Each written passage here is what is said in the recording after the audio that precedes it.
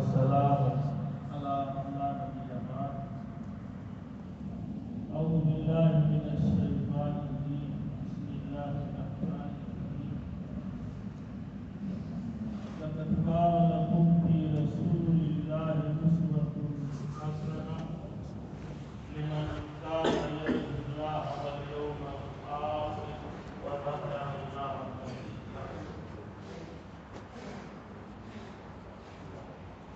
حضرات گرامی، یہ سورۃ الحشر کی 23 نمبر کی آیت آپ کے سامنے پڑھی گئی ہے۔ قرآن مجید کی مشہور آیتوں میں سے ہے۔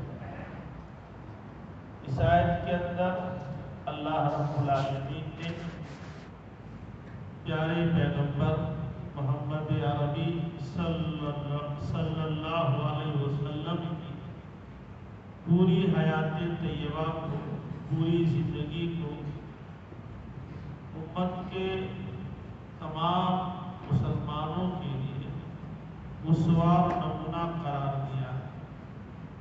اللہ رب العالمین نے ارشاد فرمایا ہے، لَقَدْ كَانَ لَكُمْ فِي رَسُولِ اللَّهِ أُسْوَةٌ حَسَنَةٌ، تحقیق کی تمہارے لیے رسول کی زندگی میں بہترین نمونہ ہے۔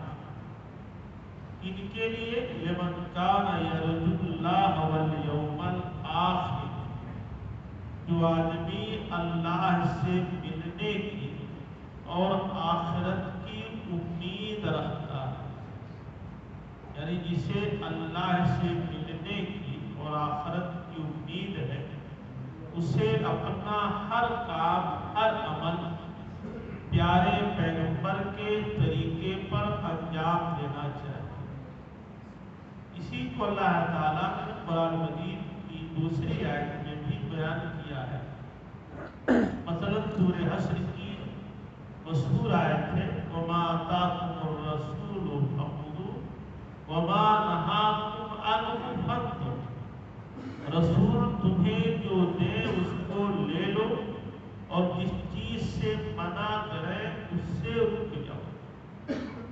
یہاں بھی وہی مفہوم ہے، اپنے قول سے، اپنے فعل سے، اپنے کردار سے رسول تمہیں جو دے اس کو لے لو، یعنی رسول کی ایک ایک سنت، رسول کا ایک ایک طریقہ، رسول کی ایک ایک حدیث ہمارے لیے واجب العمل ہے۔ رسول جس سے روکے، منع کرے، اس سے ہم رک جائیں کلی طور پر، مکمل طور پر۔ کبھی کبھی ہمارے یہاں سے مراد ہم اہل حدیثوں کے ہاں، سلفیوں کے ہاں، جب ہر بات میں رسول کا حوالہ دیا جاتا ہے تو بعض ہم لوگ یہ سمجھتے ہیں کہ ان کے ہاں صرف رسول کی اتباع ہے، صرف رسول کی پیروی ہے، قرآن پر عمل نہیں۔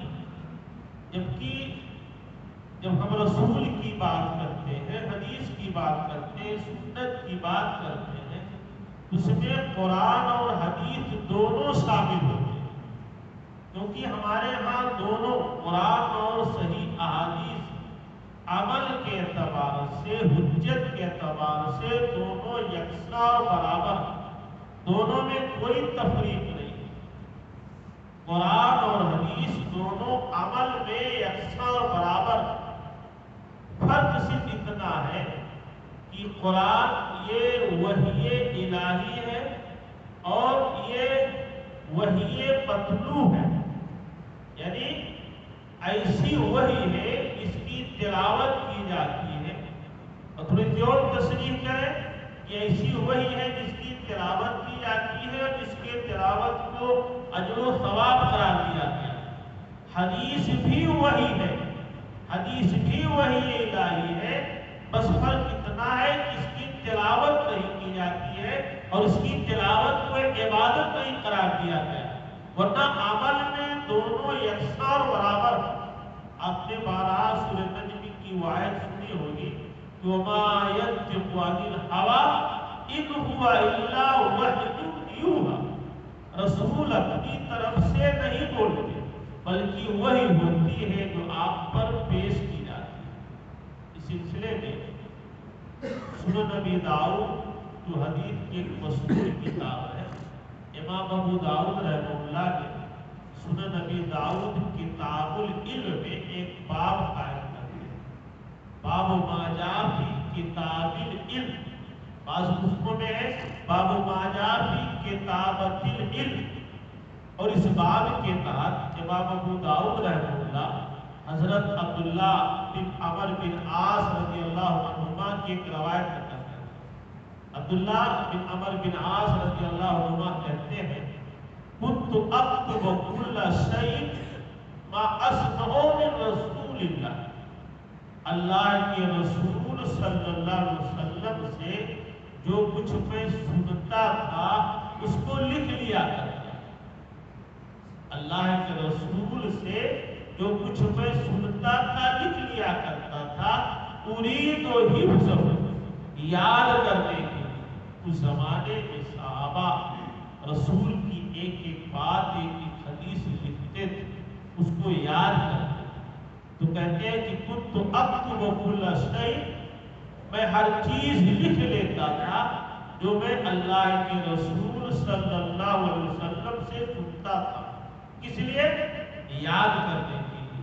فنہتنی قریش، ایک مرتبہ قریش کے کچھ لوگوں نے مجھ کو منع کر، قالوا، انہوں نے کہا اتکتب کل شیء ما تسمع من رسول اللہ، اللہ کے رسول سے جو تم سنتے ہو سب لکھ لیتے ہو، ورسول اللہ بشر، اللہ کے رسول صلی اللہ علیہ وسلم بھی ایک انسان ہے، یتکلم بالغضب والرضا، کبھی آپ غصے میں کوئی بات کہہ دیتے ہیں، کبھی خوشی میں کوئی بات کہہ دیتے ہیں، تمام باتیں لکھ لیتے ہو۔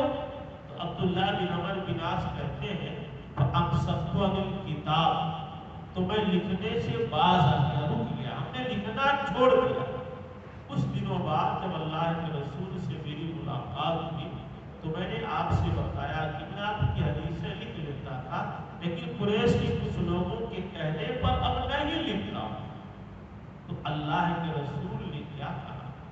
عبداللہ بن عمر بن عاص کہتے ہیں کہ فَأَوْمَا بِأُصْبَعِهِ إِلَىٰ فِيهِ، اللہ کے رسول صلی اللہ علیہ وسلم نے اپنی انگلی سے اپنے منہ کی طرف اشارہ کیا اور کہا اکتب، اے عبداللہ لکھ لیا کرو، جو کچھ سنو لکھ لیا کرو، وَالَّذِي نَفْسُ مُحَمَّدٍ بِيَدِهِ مَا يَخْرُجُ مِنْهُ إِلَّا حَقٌّ، قسم ذات کی جس کے ہاتھ میں محمد کی جان ہے، اس منہ سے حق کے علاوہ کچھ نہیں نکلتا۔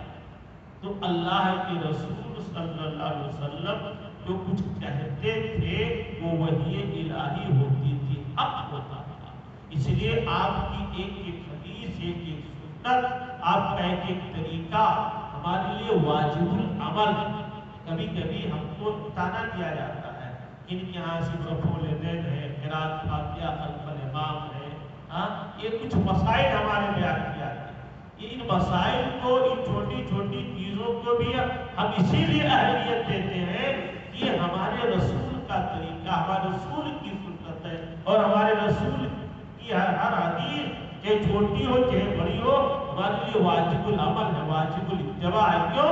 لَقَدْ كَانَ لَكُمْ فِي رَسُولِ اللَّهِ أُسْوَةٌ حَسَنَةٌ، رسول کی پوری زندگی ہم مسلمانوں کے لیے اسوہ اور نمونہ ہے۔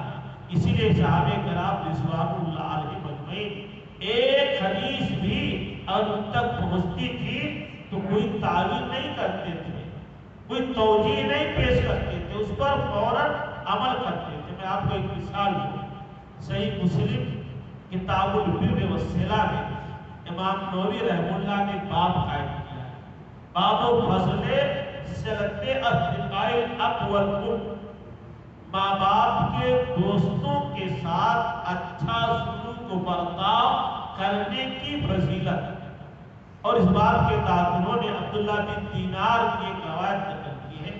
آپ جانتے ہیں مشہور صحابی عبداللہ بن عمر رضی اللہ تعالیٰ عنہما وہ انتہائی متبع کے تعلق سنت تھے، رسول کی ایک ایک حدیث تلاشتے تھے، ڈھونڈتے تھے۔ صحابہ میں سب سے زیادہ رسول کی اتباع کی حدیث تھی کون؟ عبداللہ بن عمر رضی اللہ تعالیٰ عنہما۔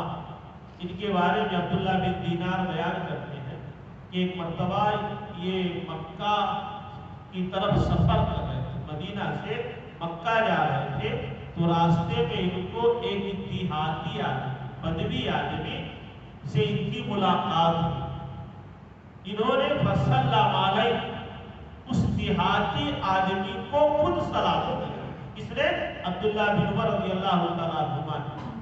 اور اس دیہاتی آدمی سے کہا الستا ابن فلان بن فلان، کیا تمہارا نام فلاں ہے؟ اس نے کہا تمہارے باپ کا نام فلاں ہے؟ اس دیہاتی نے کہا۔ اتنے میں عبداللہ بن عمر رضی اللہ تعالیٰ عنہما اپنی سواری سے نیچے اتر گئے اور اپنی سواری کو، اس پر سوار تھے غالباً خچر تھا، وہ اس دیہاتی کو، بعض روایتوں میں ہیما گدھا تھا، اس کو اس دیہاتی کو دے دیا۔ کہا ارکب علیہ، کہا اس پر سوار ہو۔ وہ آتاہو امامۃ کانت علی راسہ، اور اپنا امامہ اتار کر کے، اپنی پگڑی اتار کر کے اس دیہاتی کو دے دیا۔ کہا اسجد بہا راسہ، کہا اپنے سر پر اس کو باندھ دو۔ جو ساتھی اس سفر میں ان کے ساتھ تھے انہوں نے کہا اصلحک اللہ، اللہ آپ کی صلاح کرے۔ بعض روایتوں میں غفر اللہ لک۔ عرب کے لوگ جب کسی سے کوئی بات کہتے تھے، آج بھی یہ طریقہ ان کے یہاں ہے کہ وہ دعا دیتے ہیں، اصلحک اللہ، غفر اللہ، بارک اللہ فیک۔ تب کوئی بات آپ سے کہتے تو انہوں نے کہا کہ اصلحک اللہ، غفر اللہ لک، اللہ آپ کی اصلاح فرمائے۔ انہم الاعراب وہم یرضون بالیسیر، یہ دیہاتی لوگ ہیں، یہ معمولی چیزوں سے بھی خوش ہو جاتے ہیں۔ اگر آپ اپنے پیچھے سواری پر بیٹھا لیتے تب بھی وہ دیہاتی خوش ہو جاتا، پوری سواری دینے کی کیا ضرورت تھی، پورا امامہ اور پگڑی دینے کی کیا ضرورت تھی؟ قربان جائیے صحابی رسول عبداللہ بن عمر رضی اللہ تعالیٰ عنہما پر انہوں نے جواب دیا، کہا کہ اتنا ابا ھذا کانا مدن لعمر بن الخطاب، کہا اس دیہاتی کا باپ میرے باپ عمر بن خطاب کا دوست تھا۔ اس دیہاتی کا باپ میرے باپ عمر بن خطاب کا دوست تھا۔ وَإِنِّي سَمِعْتُ رَسُولَ اللَّهِ يَقُولُ، اور میں نے اللہ کے رسول صلی اللہ علیہ وسلم کی ایک حدیث سنی، میں نے اللہ کے رسول سے سنا ہے، میں نے اللہ کے رسول کی ایک حدیث سنی ہے۔ وہ حدیث کیا ہے؟ اِنَّ أَبَرَّ الْبِرِّ صِلَةُ الرَّجُلِ أَهْلَ الدِّيَبِ، نیکیوں میں سے بڑی نیکی ہے باپ کے دوستوں کے ساتھ اچھا سلوک کرنا۔ نیکیوں میں سے بڑی نیکی ہے باپ کے دوستوں کے ساتھ اچھا سلوک کرنا۔ اسی حدیث کی وجہ سے میں نے اس دیہاتی کو سواری دے دیا، پکڑی دی۔ ایک حدیث وہ اپنی زندگی میں سینکڑوں حدیثیں سنتے ہیں۔ ہمارے لیے بھی ضروری ہے کہ ان حدیثوں پر عمل کریں۔ یہی ہم اہل حدیثوں کا منہج ہے، یہی ہمارا طریقہ ہے۔ ہمارے لیے کوئی حدیث چھوٹی بڑی نہیں ہے، سب واجب العمل ہے، سب واجب الاتباع ہے۔ ہم کسی حدیث میں کوئی تفریق نہیں کرتے۔ کیوں؟ لَقَدْ كَانَ لَكُمْ فِي رَسُولِ اللَّهِ أُسْوَةٌ حَسَنَةٌ۔ اور صحابہ کے سامنے جب نبی کے حوالے سے، قرآن کے حوالے سے کوئی بات آتی تھی تو سر تسلیم خم کر دیتے تھے، حجت نہیں کرتے تھے۔ ایک مثال میں اور مثال پیش کر کے اپنی بات ختم کر دوں گا۔ صحیح مسلم کتاب لباس الزینہ کی ایک روایت ہے، امام نووی نے باب قائم کیا، باب التحریم خاتم الذهب علی الرجال۔ مشہور روایت ہے، آپ نے سنی ہوگی۔ حدیث کے راوی عبداللہ بن عباس رضی اللہ تعالیٰ عنہ بیان کرتے ہیں ان رسول اللہ رأى خاتما من ذهب فی ید رجل۔ ایک مرتبہ اللہ کے رسول صلی اللہ علیہ وسلم نے ایک آدمی کے ہاتھ میں سونے کی انگوٹھی دی. حدیث یاد آ گئی ہوگی، بارہ آپ نے سنی ہوگی کہ نبی نے ایک آدمی کے ہاتھ میں سونے کی انگوٹھی دی. فَنَزْعَهُ، آپ نے جلدی سے اس کو نکال لیا. حدیث کے الفاظ میں بڑی معنویت ہوتی ہے. نکالنے کے لیے ایک لفظ آتا ہے اخرجا، نکال لیا. لیکن یہاں نزع، نزع کا معنی اگر آپ کریں کسی ہوتا ہے کسی چیز کو جھپٹ لے، اچانک ہے کوئی چیز آپ دیکھیں آپ جھپٹ، تو نزع کا یہی معنی ہوتا ہے کہ آپ نے آدمی کے ہاتھ میں سونے کی انگوٹھی دیکھی، فَنَزْعَهُ، آپ نے جلدی سے اس کو جھپٹ لیا، ثم قَرَعُ، پھر اٹھا کر کے پھینک دیا.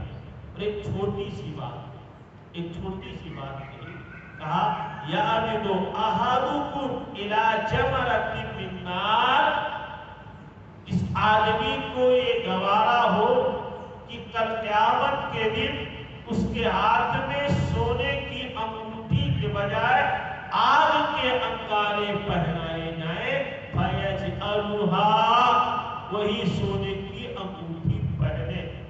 ممکن ہے ہمارے احباب میں کچھ لوگ سگریٹ پیتے ہو، کچھ لوگ گٹکا پھکار کھاتے ہو، تمباکو کھاتے ہو، جبکہ بارہا ہم سنتے ہیں کہ یہ حرام ہے، حرام ہے، حرام ہے، لیکن لوگ بدلتے نہیں.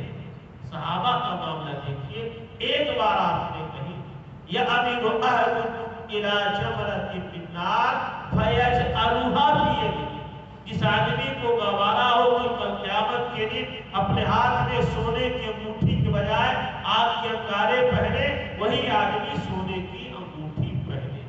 اتنی بات کہہ کر کے اللہ کے رسول چلے. فَقِيلَ لِلرَّجُلِ بَعْدَمَا ذَهَبَ رَسُولُ اللَّهِ، اللہ کے رسول کے چلے جانے کے بعد اس آدمی سے کہا گیا خود خاطبک، اپنی انگوٹھی لے لو. خود خاطبک، اپنی انگوٹھی لے لو. ٹھیک ہے پہننا جائز نہیں ہے، بیچ دو، فروخت کر دو، اس کی قیمت لے لو، اس سے فائدہ اٹھاؤ، لے لو، اس سے فائدہ اٹھاؤ. ان صحابی رسول نے کیا جواب دیا؟ اللہ واللہ لا آخذہ ابدا وقد ترہ رسول اللہ، اللہ کی قسم اس چیز کو میں کبھی نہیں لے سکتا جس چیز کو اللہ کے رسول نے اپنے ہاتھ سے پھینک دیا ہو. سونا نہیں، سونے سے پہلی کوئی چیز ہو تو اس کو ہاتھ نہیں لگا سکتا. کیوں؟ لقد کان لکم فی رسول اللہ اسوۃ حسنہ، انہوں نے پیارے پیغمبر کی ذات و شخصیت کو اپنے لیے آئیڈیل اور نمونہ بنایا تھا.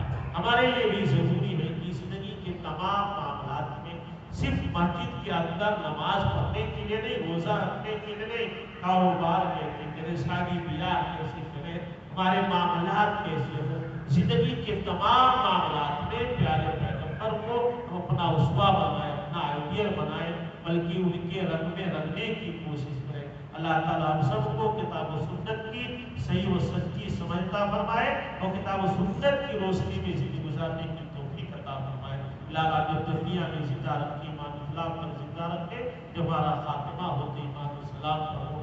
آمین و السلام علیکم ورحمۃ اللہ.